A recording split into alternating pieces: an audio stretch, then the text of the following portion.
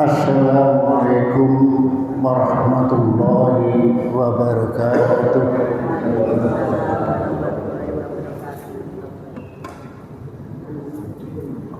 Innal hamdalillah nahmaduhu wa nasta'inuhu wa nastaghfiruh wa na'udzu billahi min shururi anfusina wa min sayyiati a'malina. Man yahdihillahu fala mudilla lahu wa man yudlil fala hadiya lahu. Asyhadu an la ilaha illallah wahdahu la syarika lahu wa asyhadu anna Muhammadan abduhu wa rasuluh sallallahu alaihi wasallam wa ala alihi wa ashabihi ajma'in, amma ba'du. Bapak-bapak, ibu-ibu yang dirahmati Allah, tak bosan-bosannya kita selalu bersyukur kepada Allah Subhanahu wa Ta'ala yang senantiasa memberikan berbagai macam nikmat kepada kita semua, utamanya nikmat sehat walafiat, nikmat iman dan Islam, nikmat kita semua masih diberikan kesempatan oleh Allah Subhanahu wa Ta'ala di dalam menjalani kehidupan ini dengan segala aktivitas yang kita lakukan, baik yang kita peroleh dengan cara yang baik, yang halal, sehingga membuat diri kita sehat walafiat, dapat melaksanakan berbagai amalan dan ibadah yang tentunya diridhoi oleh Allah Subhanahu wa Ta'ala, menjadi pahala buat kita semua sebagai bekal kelak menghadap kepada Allah Subhanahu wa Ta'ala. Sholawat dan salam semoga terlimpah kepada junjungan Nabi kita Muhammad sallallahu alaihi wasallam berserta keluarganya, keturunannya, para sahabat dan pengikut yang setia mengikuti ajarannya. Bapak Ibu yang dirahmati Allah, pagi ini saya sampaikan masih melanjutkan apa yang sudah saya sampaikan pada kesempatan yang lalu, yaitu tentang rezeki dalam Islam.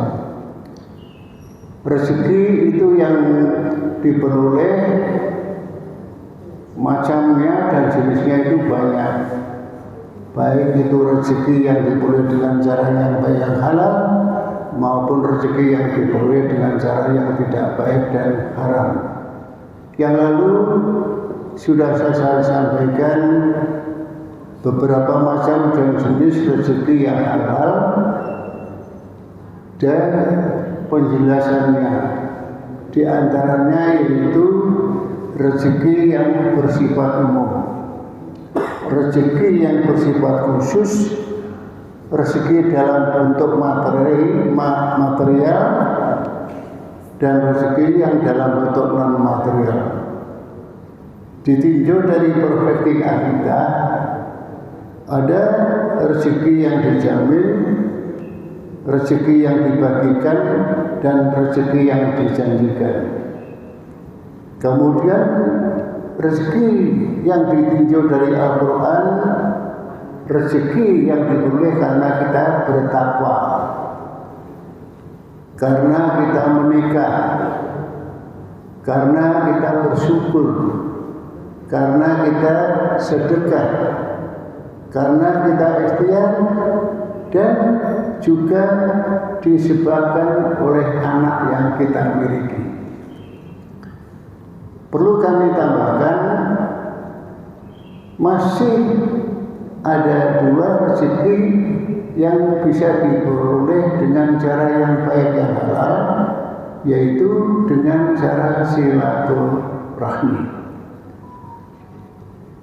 Rezeki yang diperoleh dengan silaturahmi dalam Islam dijelaskan sebagai keberkahan dan kelapangan rezeki yang dijanjikan oleh Allah Subhanahu wa taala melalui lisan Rasulullah sallallahu alaihi wasallam. Nah, konsep ini didasarkan pada janji hadis yang sahih bahwa menjaga hubungan baik dengan kerabat dan sesama muslim dapat memberikan manfaat yang nyata di dunia dan di akhirat. Hadis utama tentang silaturahim ini sebagaimana yang diriwayatkan oleh riwayat Muslim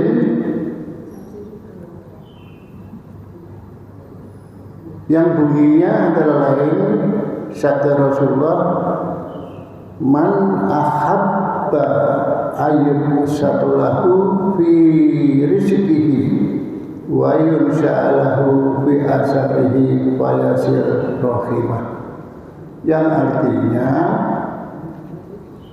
barang siapa yang ingin dilapangkan rezekinya dan dipanjangkan umurnya, maka hendaklah menyambung silaturahmi. Jadi secara ringkas itu jelas bahwa silaturahmi itu adalah ibadah. Karena apa?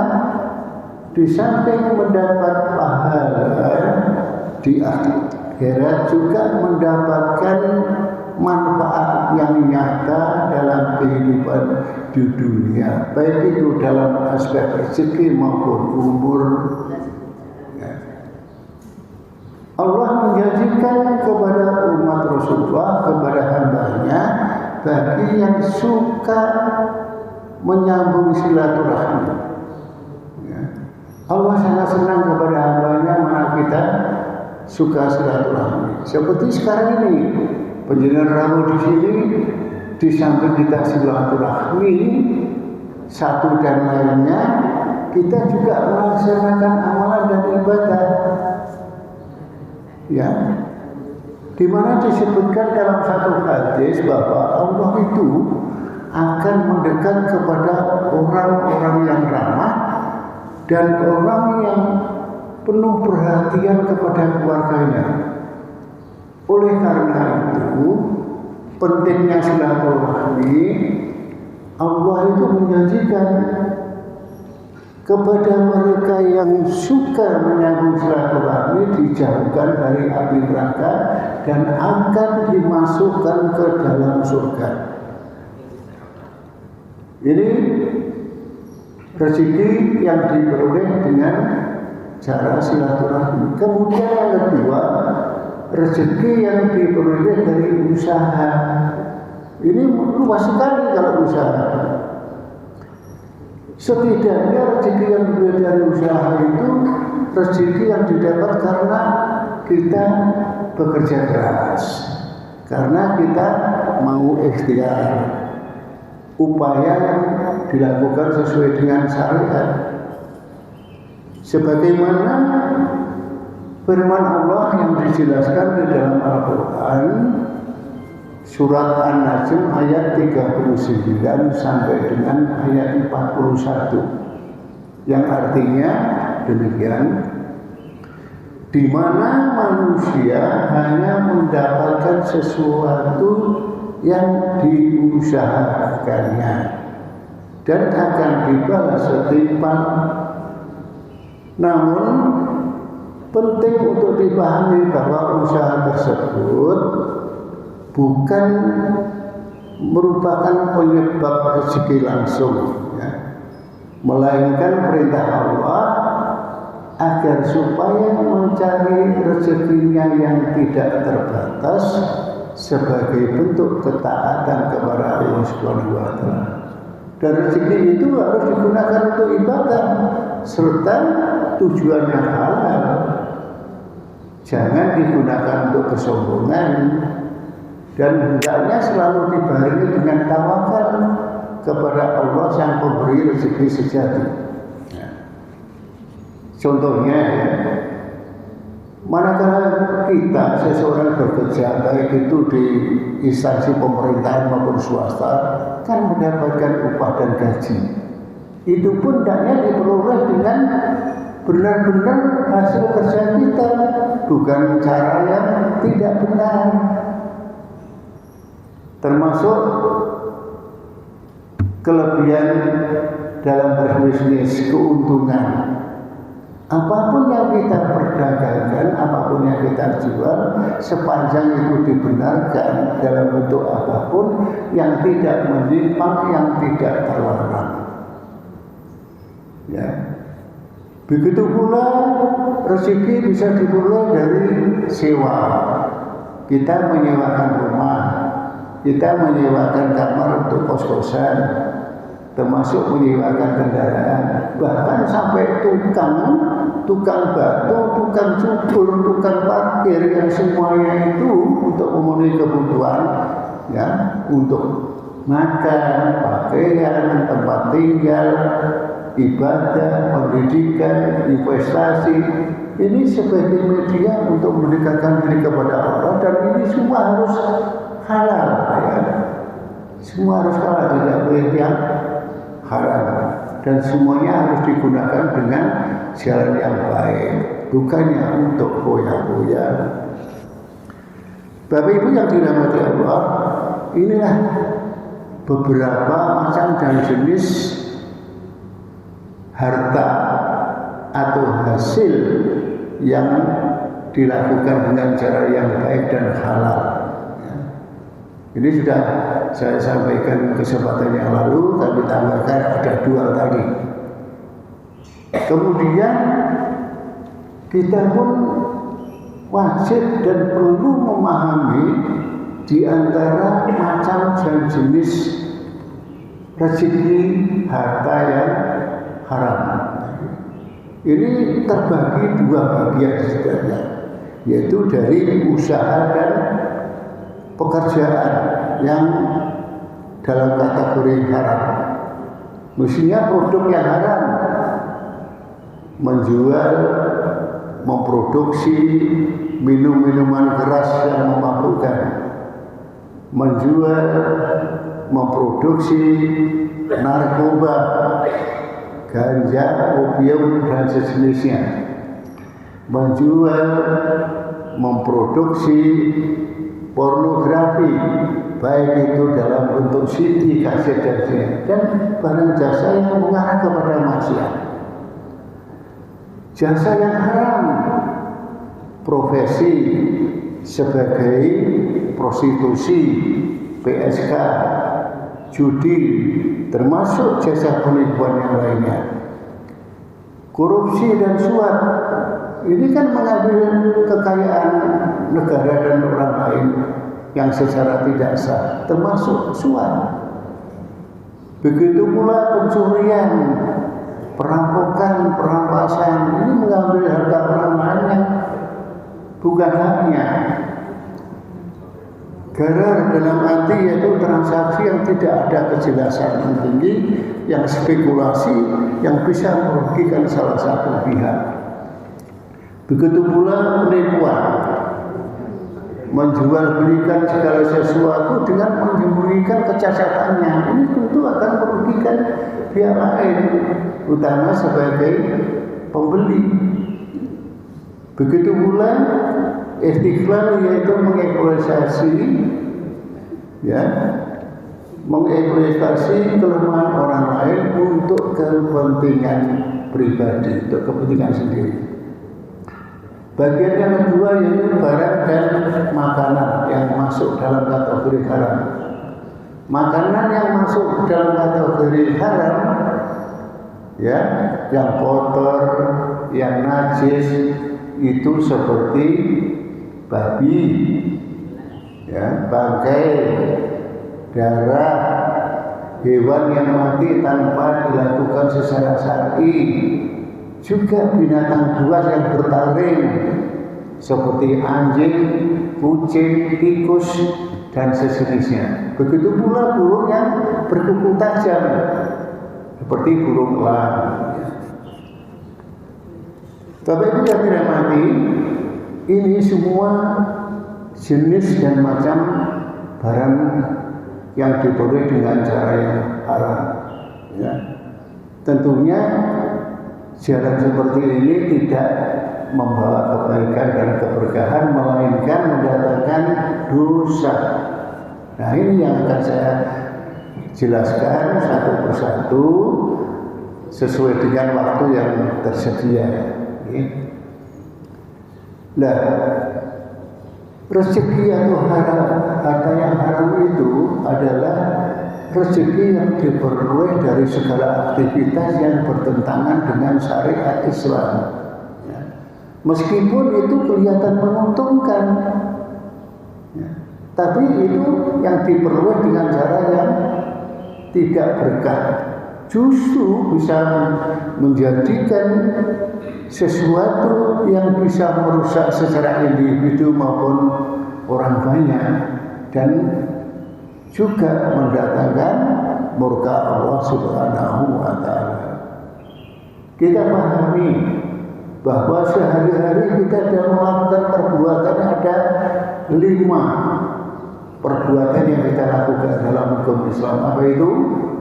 Wajib, sunnah yang dianjurkan, mubah yang dibolehkan, makruh yang tidak disukai, dan haram itu yang dilarang. Oleh karena itu, rezeki yang diperoleh dengan cara yang haram ini benar-benar masuk dalam kategori yang haram, yang dilarang. Rezeki haram itu juga bisa menjadi ujian bagi kita semua sebagai bentuk ketaatan keimanan kita, sehingga kita bisa mengambil langkah jalan yang baik dan halal. Bapak Ibu yang dirahmati Allah, di dalam ajaran Islam, pemahaman tentang haram itu tidak hanya berkaitan dengan jumlah dan kepemilikan, tetapi juga menyentuh aspek asal-usul dan cara memperolehnya. Ya. Kita ini diperintahkan kok dalam jalan kehidupan itu secara bebas untuk mencari rezekinya yang tidak terbatas. Itu diperintahkan. Tetapi kita juga harus menghindar hal-hal yang haram. Karena apa? Dampaknya itu tidak hanya dirasakan di dunia, juga akan berpengaruh ketika kita meninggal di akhirat kelak. Itu akan menjadi beban yang berat. Oleh karena itu, Bapak Ibu, kita itu kesadaran untuk memahami harta haram itu penting, ya, sebagai fondasi yang penting agar apa? Agar supaya kita bisa menjaga keberkahan di dalam hidup kita. Ditegaskan bahwa harta haram yang diperoleh, ya, harta haram yang diperoleh itu bisa merusak nilai ibadah, ya, bisa merusak nilai ibadah, bisa mengeraskan hati, begitu pula menghilangkan, ya, menghalangi, bisa menghalangi doa-doa untuk dikabulkan. Banyak orang yang terjebak dalam anggapan bahwa segala sesuatu kebutuhan itu manakala sudah terpenuhi, soal sumber harta itu diperoleh dari mana tidak disesuaikan. Padahal Islam ini dengan tegas mengingatkan bahwa harta haram itu adalah membawa mudarat yang lebih besar daripada sesaat ketika dirasakan. Dalam realitas kehidupan modern, peluang untuk mendapatkan penghasilan itu berbagai macam ragam. bermacam-macam. Tapi sayangnya tidak semua itu sesuai dengan syariat Islam. Oleh karena itu kita itu penting tahu dan memahami jenis dan macam-macam harta yang haram itu agar supaya kita tidak terjebak dalam praktek yang dilarang. Nah, pembahasan mengenai harta ini relevan sebagai bukti muhasabah diri kita. Kita sebagai manusia hendaknya selalu mengevaluasi ya, dari mana harta yang kita miliki itu didapat dan bagaimana cara memperolehnya. Harta yang kita miliki itu digunakan untuk apa? Dengan begitu supaya kita itu bisa terbebas daripada harta yang haram, sehingga kita tidak bisa melakukan dengan secara sadar dan berkelanjutan. Kita hendaknya di dalam memahami, mengetahui tentang harta haram ini dari secara utuh, agar supaya apa? Kita itu bisa mengambil sikap yang tegas dalam mencari harta yang diridhoi oleh Allah Subhanahu wa Ta'ala. Macam-macam jenis harta haram yang sudah saya sampaikan di atas tadi. Di antaranya yaitu korupsi dan penyalahgunaan amanah. Korupsi ini bisa menghasilkan harta, tetapi ini bisa merusak tatanan masyarakat. Mengapa? Korupsi ini biasanya ya, praktek ini muncul ketika seseorang itu memegang kedudukan, memiliki jabatan, diberikan amanah, tetapi mereka semua tidak bisa melakukan, justru malah menyelewengkan kewenangannya untuk kepentingan pribadi, ya, untuk kepentingan pribadi.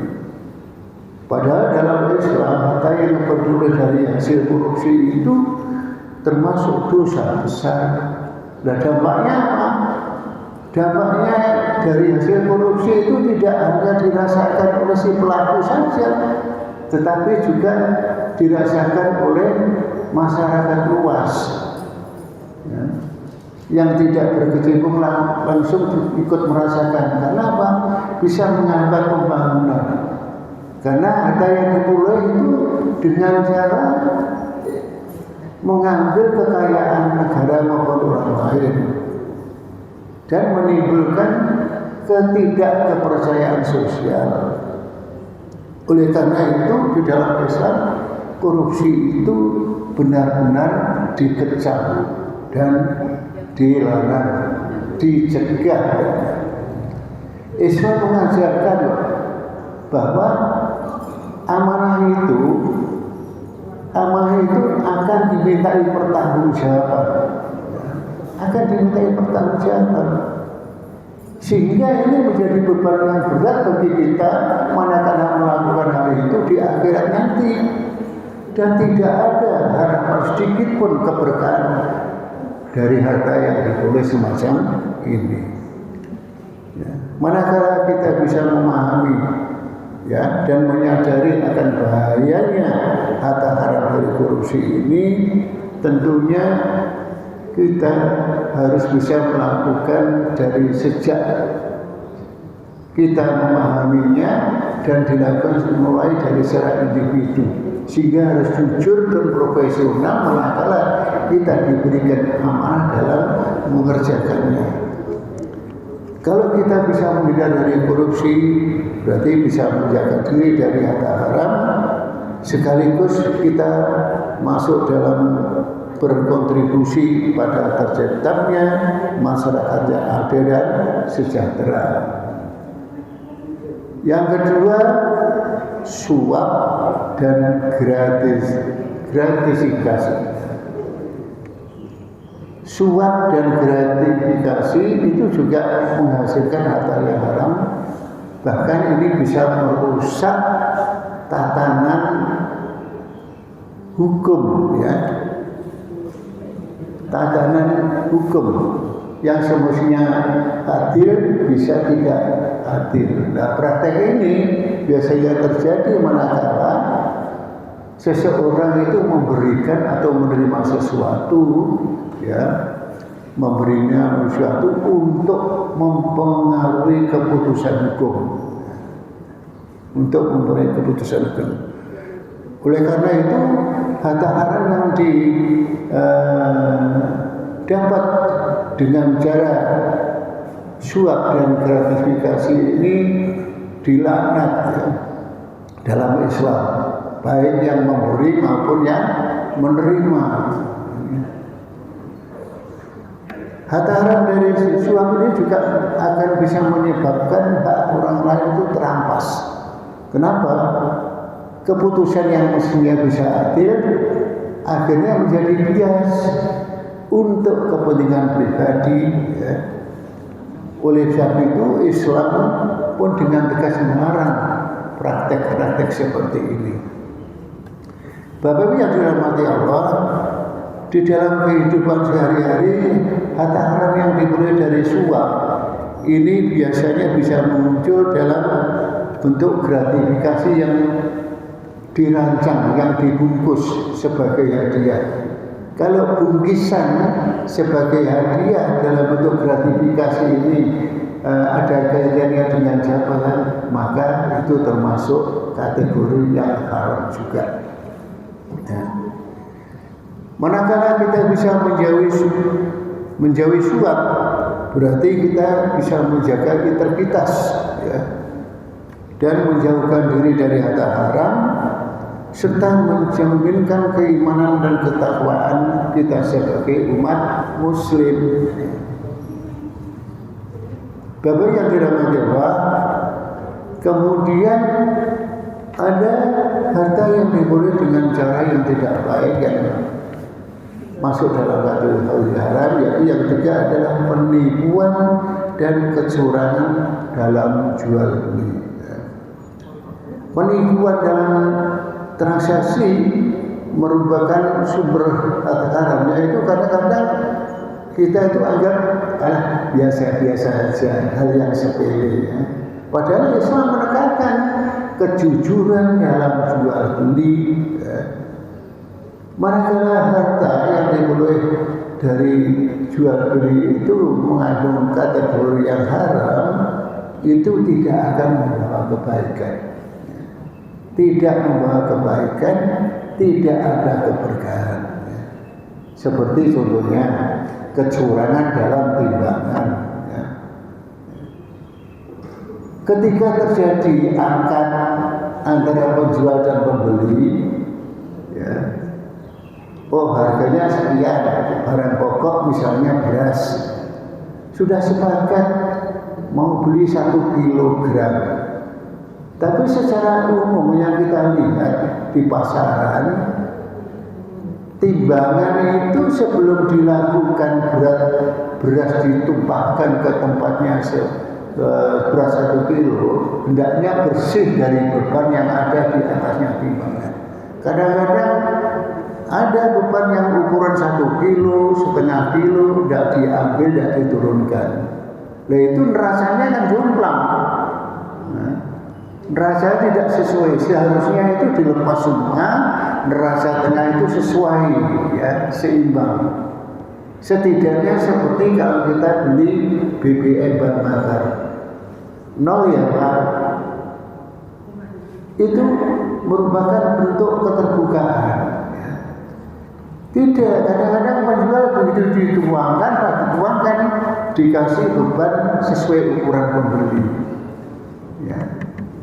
Ternyata hal ini, praktek-praktek ini sering dilakukan sehingga mengurangi beban timbangan. Ya, begitu juga memanipulasi kualitas barang. Contohnya barang sudah kadaluwarsa, tanggal diganti tanggal baru. Ya. labelnya dihilangkan, diganti, kemasannya juga diganti, produk yang dihasilkan tidak sesuai standar. Ini bentuk-bentuk memanipulasi barang. Ya. Begitu pula informasi palsu.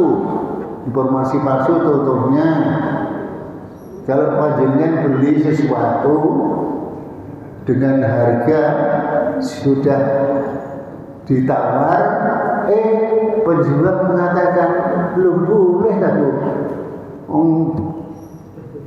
belinya aja belum sampai segitu, padahal sudah melebihi harga beli model awal. Belinya belum nuntut, nggak boleh, padahal sudah untung. Ini informasi yang palsu. Ini semua praktek-praktek bisa menghasilkan harta yang haram, ya. Yang bisa menjadi bahwa Rasulullah SAW melarang jual beli yang diperoleh dengan cara itu, melarang.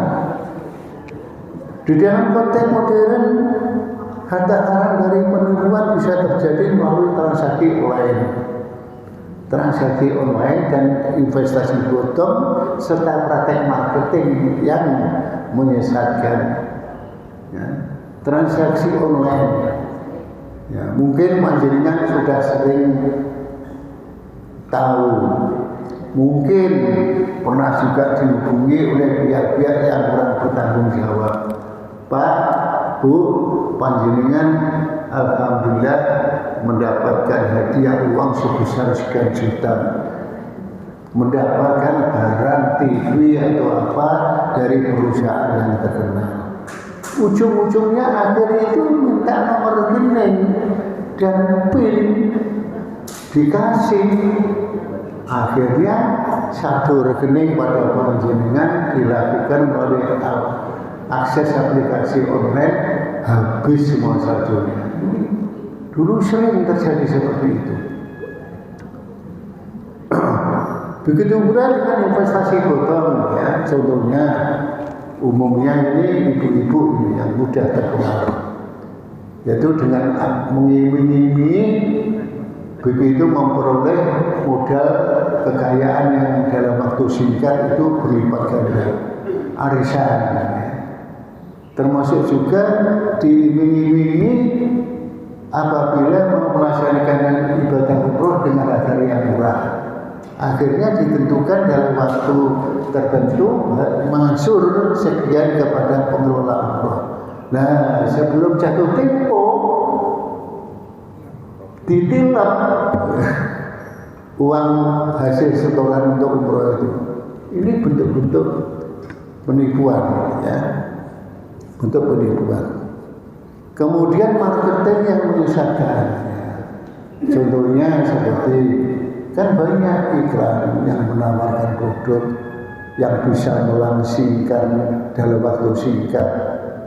Maaf, yang bisa mengencangkan payudara, yang bisa memutihkan kulit, bahkan pria pun begitu, yang bisa membuat kejantanan dan keperkasaan dan lain-lain, itu terbuka seperti itu. Padahal itu semuanya bohong yang menyesatkan, ya. Semuanya itu Allah sebetulnya yang memberikan segala. Kita kalau memahami itu, insya Allah selamat, ya. Insya Allah selamat. Ya, ini semua juga masuk dalam kategori praktek yang haram, ya, meskipun dilakukan secara digital. Nah, manakala kita bisa menjauhi kecurangan di dalam bisnis, ini menjadi benteng utama bagi kita, ya, agar supaya kita bisa menghindari tidak terjerumus di dalam hal yang haram, sehingga kita harus transparan, sehingga transaksi yang kita lakukan itu bisa membawa keberkahan. Kemudian bisa juga harta diperoleh dengan cara haram, yaitu dari hasil judi dan permainan untung-untungan. Judi juga menghasilkan haram, itu dilarang dalam agama maupun pemerintahan negara, ya. Karena judi ini permainan untung-untungan yang mengadu nasib. Tentu dalam permainan judi ada yang senang, ada yang sedih, ada yang susah. Yang menang akan memperoleh barang taruhannya, yang kalah akan kehilangan barang yang diharapkan. Ya. Oleh karena judi ini juga masuk perbuatan yang dilarang, ya. Karena apa? Bisa merusak akal dan moral seseorang. Islam memandang bahwa harta haram dari hasil judi ini termasuk suatu jalan pintas yang menipu, karena mengandalkan pendapatan yang tidak disertai dengan usaha yang seimbang, yang dilakukan dengan cara spekulasi untung-untungan. Ini jelas merugikan banyak pihak. Bapak Ibu, di dalam era kemajuan seperti sekarang itu kan sistem digital, ya. Harta haram yang dari judi ini bisa mudah sekali diakses melalui permainan online, ya. Melalui taruhan daring. Permainan online sepertinya tidak terlepas panjenengan semua mempunyai akses HP, Android, begitu dibuka dengan akses game, ya. Kebanyakan melalui akses. Kalau sudah mencandu permainan game itu yang mengandung judi, itu tidak henti-hentinya, bahkan mereka akan mengorbankan waktunya yang cukup banyak.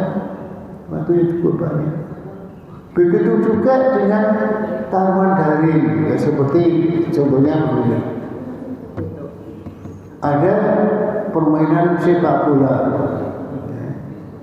mungkin Persib sama Persija.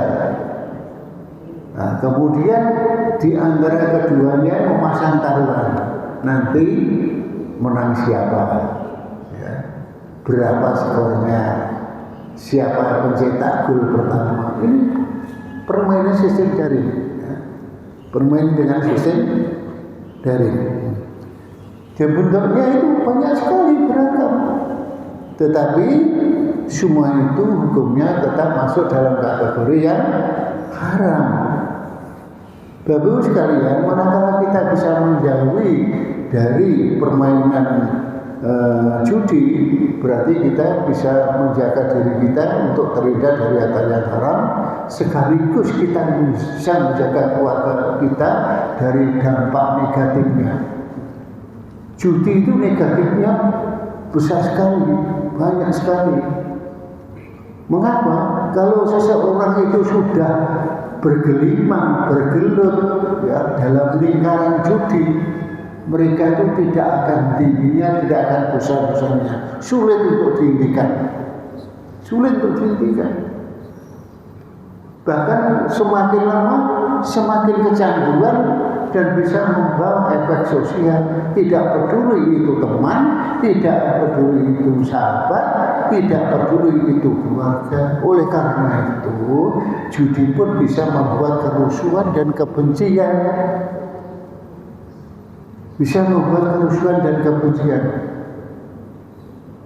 Ini terbukti. Kalau main judi yang kalah, mesti sedih, mesti jengkel, dan akhirnya menaruh kebencian, kecurigaan kepada yang menang. Kalau si pemain judi yang kalah ini terus menerus, kalau taruhannya itu besar, bisa habis kekayaannya, rezekinya bisa habis, sehingga memenuhi kebutuhan hidupnya sulit. Itu kadang-kadang kan akalnya itu akan jadi berbalik, moralnya jadi berbalik, ya. Segala cara ditempuh, tidak peduli ini halal, tidak peduli ini haram, masih baik, akhirnya masih hutang ke sana kemari, ya. Untuk judi, tidak bisa memenuhi melunasi hutangnya, berbalik lagi mencuri, ya, untuk bermain judi. Karena bermain judi pun berkaitannya kadang bisa mengarah kepada mabuk-mabukan, minuman keras, juga mengarah kepada maksiat. Ini judi itu memang mengandung hal yang berat. Oleh karena itu hukum judi dan kecurangan hukum judi, untung-untungan ini mudah hukumnya adalah haram. Sebagaimana firman Allah yang dijelaskan di dalam Al-Quran surat Al-Ma'idah ayat 91 yang berkaitan dengan permusuhan dan kebencian, ya.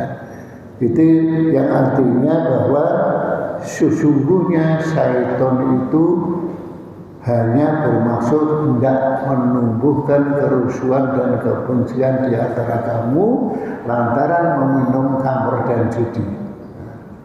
Lantaran meminum khamr dan judi, dan bisa menghalangi kamu dari mengingat Allah dan sembahyang. Oleh karena itu, berhentilah mengerjakan pekerjaan itu, pekerjaan judi. Walaupun judi itu tidak dipasang dengan taruhan, tapi pada umumnya orang kalau sudah berkecimpung ke situ, kita main game, itu pasti mereka itu menyita waktu, menggunakan waktu untuk permainan itu, bukan menghabiskan waktu untuk menikmati permainannya. Judi umumnya mereka tidak peduli terhadap kesehatan, sehingga suka bergadang sepanjang malam. Kepada waktu subuh malah tidur, tidak melaksanakan ibadah, tidak mengingat kepada Allah. Dan itu pun juga bisa memalingkan diri seseorang itu dari zikrullah, dari berdoa kepada Allah, sembahyang kepadanya, sehingga membuatnya hatinya semakin keras dan mereka akan semakin membuat lalai. Ya. Bapak Ibu sekalian, nah di samping hal tersebut juga ada yang lebih keras hukumnya, manakala yaitu menjual, memperdagangkan narkoba. Ini hukumnya lebih keras, baik itu opium, ganja, ekstasi dan sebagainya. Karena apa? Ini ganja, jenis narkoba dan sebagainya itu bisa membunuh manusia. Oleh karena itu diberikan hukuman berarti sudah sepatutnya. Manakala mengkonsumsi sesuatu yang terlarang,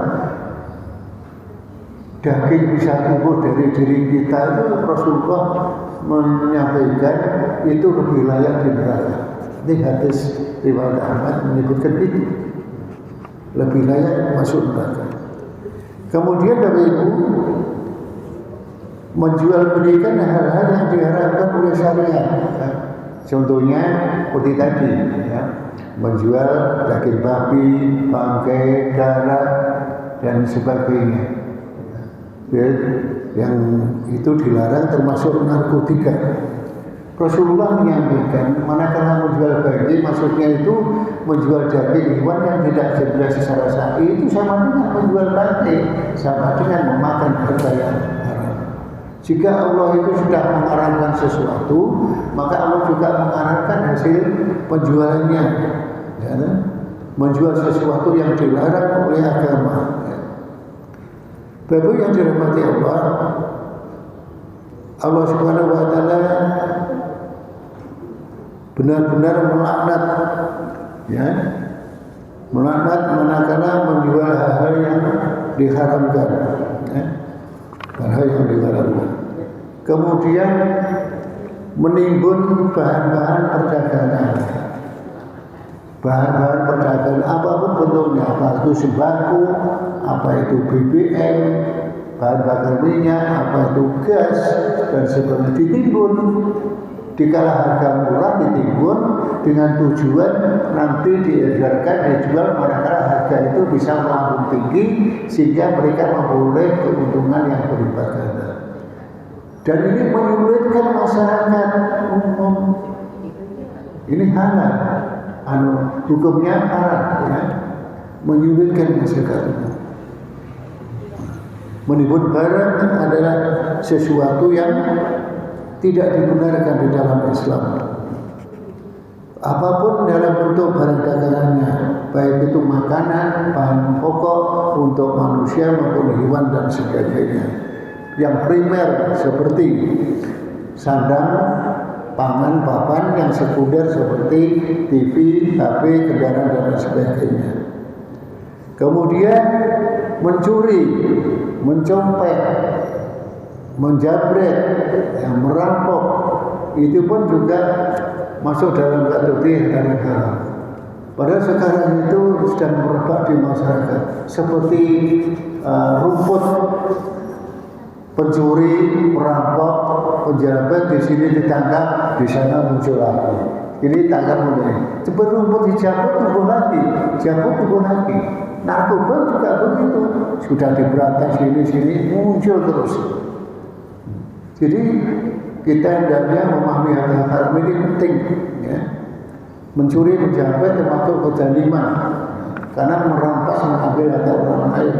Kadang-kadang tidak mempunyai akal yang bisa diterima, tidak peduli. Mereka pakai senjata tajam, pakai senjata api, ya. Bahkan menjamret tidak peduli sampai terseret sekian banyak, melukai terhadap sesama.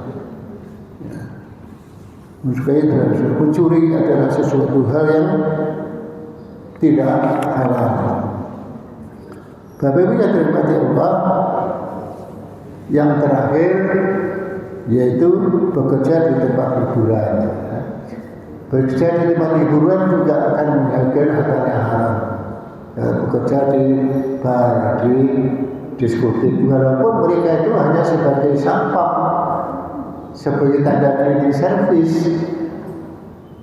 Nah, ada juga di bartender yang kadang-kadang lebih cenderung terhadap kemaksiatan, ada minuman keras. Ya. Walaupun sampah cleaning service tidak berhubungan langsung dengan apa yang dilakukan, termasuk itu mendukung, ya. Mendukung bekerja sama untuk sesuatu yang dilakukan dengan cara maksiat. Jadi semuanya ini, harta haram ini tentunya akan membuat bahaya bagi kita semua. Di antaranya yaitu doanya tidak akan terima. Ya. Di samping dihisab di akhirat, Allah itu memberikan hisab bagi pengguna harta haram, itu salah satunya doanya tidak diterima. Tentunya akan merugi bagi kita sebagai umat muslim yang melakukan ibadah seharian, tetapi doanya tidak diterima gara-gara harta yang haram. Juga hilangnya keberkahan dalam harta, ya.